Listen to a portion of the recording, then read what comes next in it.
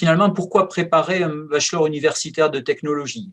Quels en seraient les intérêts, les avantages suivant les différents points de vue? Par rapport au volume horaire, ce qu'il faut avoir en tête, c'est que finalement, sur les 3 années, c'est quasiment la moitié, 1 année et demie, de travail universitaire, de travail sur des situations professionnelles, soit seul, soit en équipe de taille réduite, soit en entreprise, soit à l'IUT. Et ce qu'il faut retenir, c'est que sur cette année 1 année et demie, les situations professionnelles traitées, on va accompagner les jeunes à valoriser les compétences qu'ils ont acquises, notamment dans la construction d'un portfolio. Vous avez idée de ce qu'est un portfolio pour un mannequin qui met ses photos, les prestations qu'elle a déjà assurées, etc., ou qu'il a déjà assurées.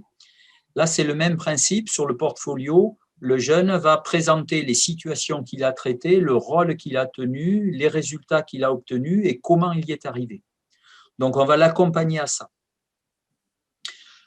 Le deuxième point qui subsiste par rapport au DUT, c'est que l'accompagnement et le suivi des étudiants restent individualisés sur la partie scolarité, sur la partie stage et sur la partie réflexion au projet professionnel. La chose qui apparaît de manière plus forte, c'est que les activités pédagogiques vont être progressives de l'accrochage en semestre 1 jusqu'à l'insertion professionnelle en semestre 6, mais travailler avant pour ceux qui voudraient sortir en semestre 4, qu'il y aura beaucoup plus d'alternance entre activités encadrées et activités dirigées, ça va être plus cadré, et que le travail en mode projet devient quelque chose qui va être tout le long du cursus à la place d'être du travail sur que certains semestres. Les activités pédagogiques seront majoritairement en petits groupes. Il y aura la possibilité de parcours au contenu de plusieurs mentions de but dans l'adaptation locale. Bon, pour l'instant, ça, ce n'est pas encore acté dans la réalisation. Et puis, la possibilité de changer de mention de but en cours de parcours, notamment en fin de semestre 1, un jeune pourra se dire, s'il se dit durant le semestre 1 que finalement il s'est trompé, ce n'est pas ce qu'il voulait et qu'il veut aller ailleurs, il aura la possibilité de le faire.